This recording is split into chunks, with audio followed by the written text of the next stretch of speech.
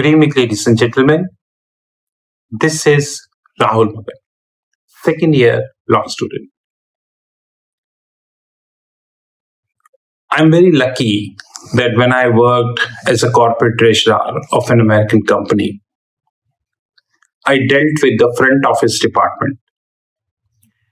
And since the early days of my career, I was having a great deal of interest in understanding the balance sheets, the P&L, the cash flow statement, the hedge accounting, and various other disclosures of that relevant company.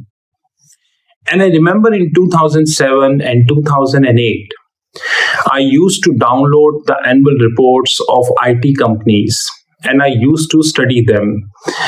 And my understanding at that point of time was very limited, but still in 2007 and 8, I was trying well to understand all these.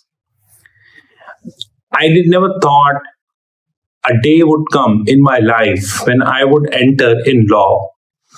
And the knowledge which I acquainted at that given point of time, I would be lucky enough to link this knowledge with the act, which is called Companies Act. I strongly feel that Companies Act is one of the backbones, be it any country of the world. And all countries of the world like Singapore, Europe, multiple European nations, United States, India, they all are having their respective companies laws.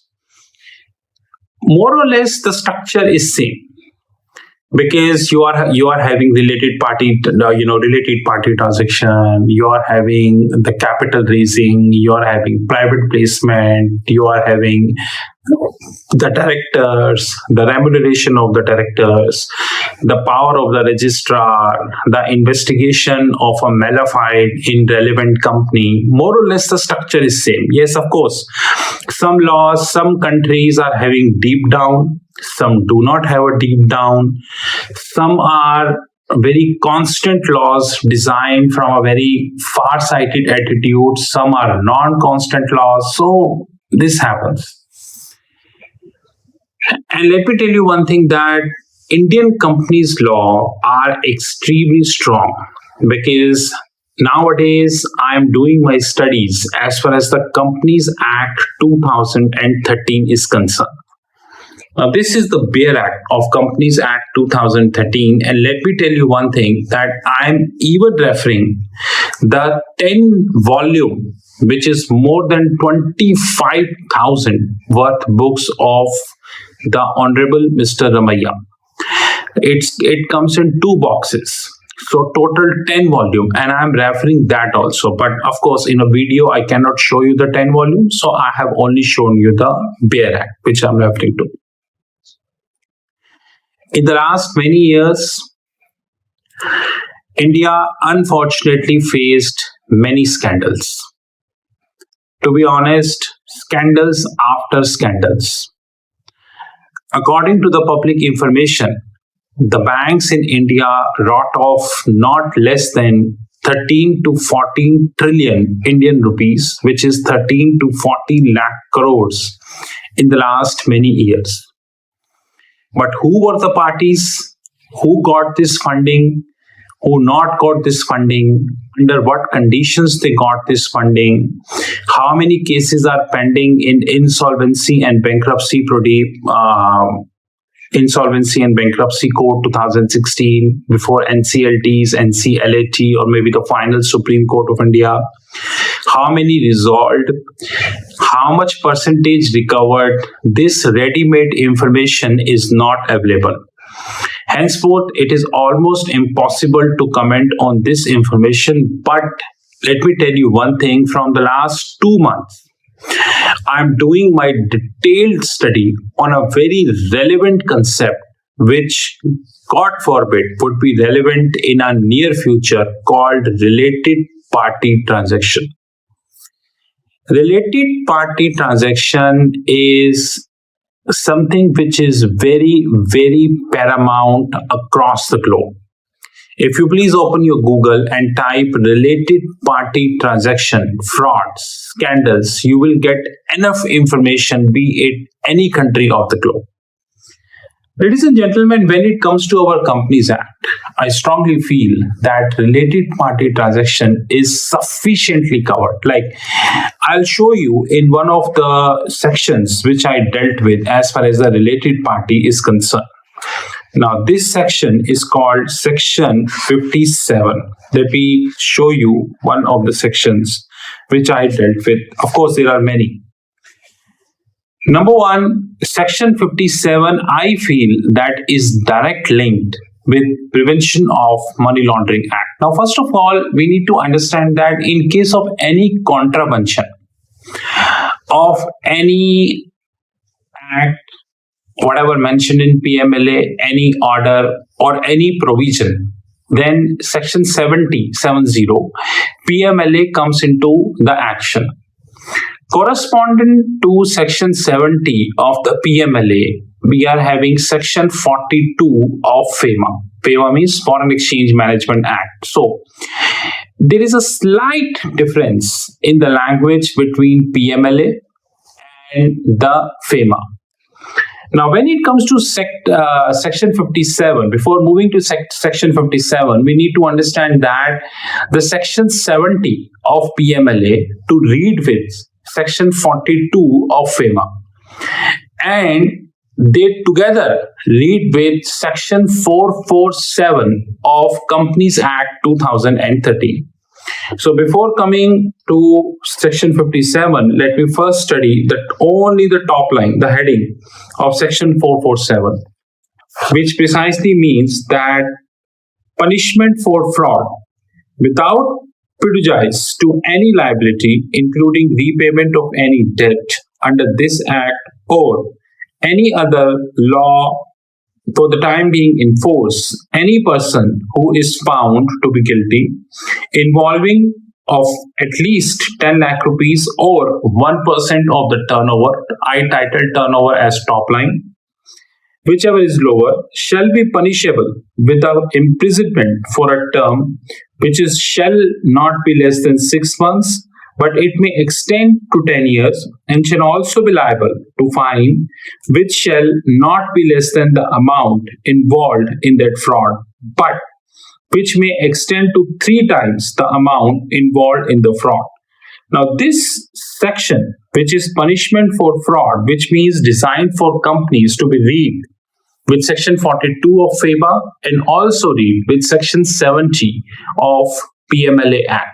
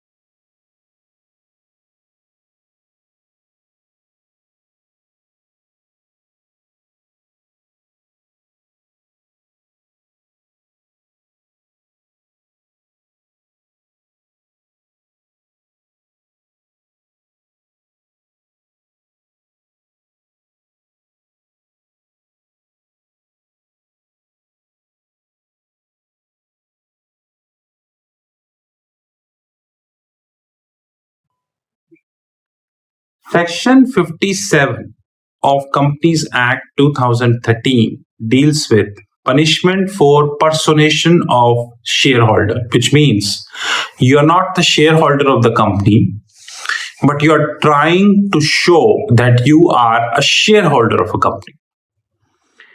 If any person deceitfully personate as the owner of any security, please note a word, any security, or interest in a company, or any of the share, warrant, or coupon issued in pursuance of this Act, which means Section 61, Section 62, read with Section 42 of the Companies Act 2013, and thereby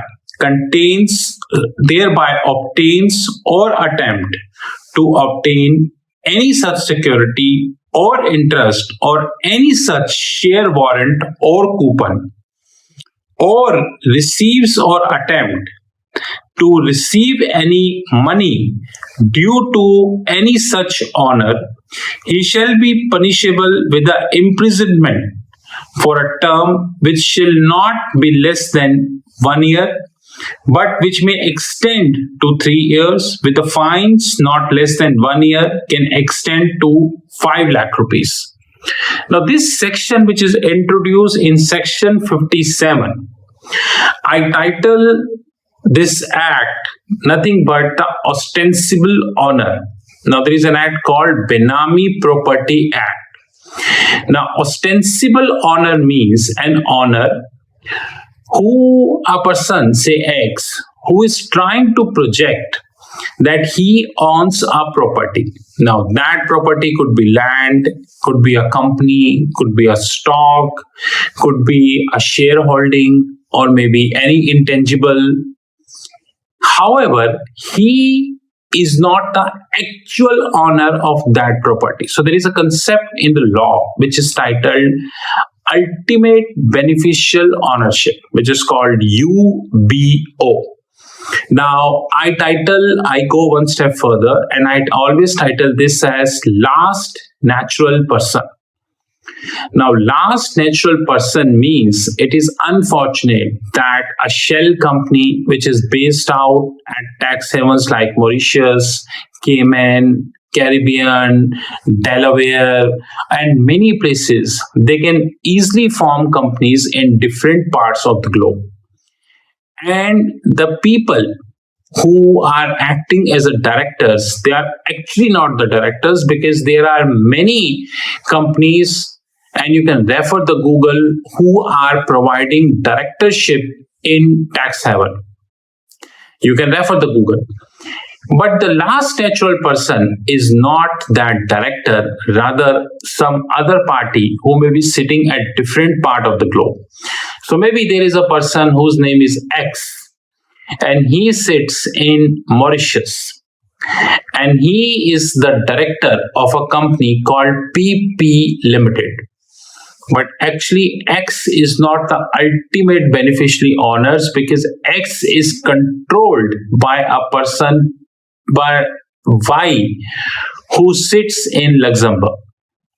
So the money which actually X is saying, that money is not of X, it is actually of Y, who sits at Luxembourg.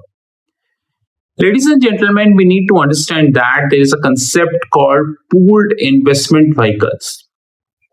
That's highly unfortunate that people believe that pooled investment vehicles is only alternate investment fund. No, I tend to disregard, because the world of financial market is so big that pooled investment vehicle is beyond alternate investment funds, and almost every possible day, I repeat, almost every possible day, one or another form of structure is coming up in the world. Henceforth, it is fairly reasonable that the knowledge and upgradation of the financial market should continue.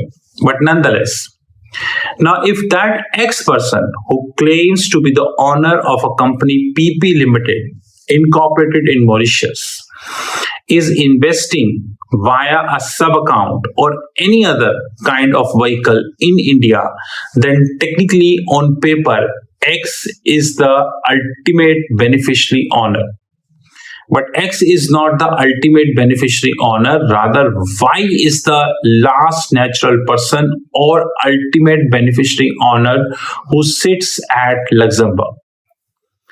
But having said that, it is very difficult to track the the span which is created of shell companies, because one shell company connect with another shell company, which connects with another shell company, then it connects with a shelf company, and then further it connects with some or other form of company. Then the last natural person sits at the last. It is very, very difficult.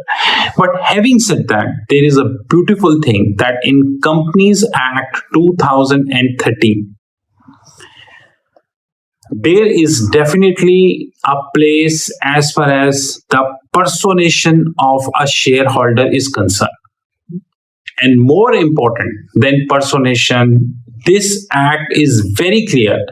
If any person trying to personate as an owner of any security or interest in a company or any share, warrant, coupon issued in pursuance of the act and thereby obtains or attempts to obtain any such security and interest. So this is very wide definition, which means that this is nothing but an ostensible honor.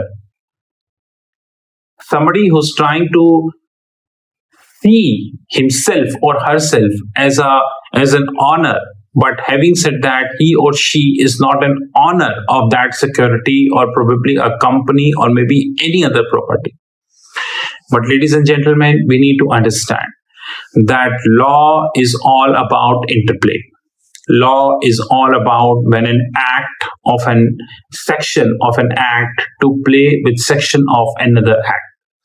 In this eventuality, I strongly feel that section 57 of Companies Act 2013 is having a direct interplay with section 3 punishable under section 4 of PMLA 2002. Of course, very soon I would be bringing some judgments of Honorable Supreme Court of India. But having said that, section 57 is a very important section about the personation of being a shareholder. This is Rahul Magan. Have a great time ahead.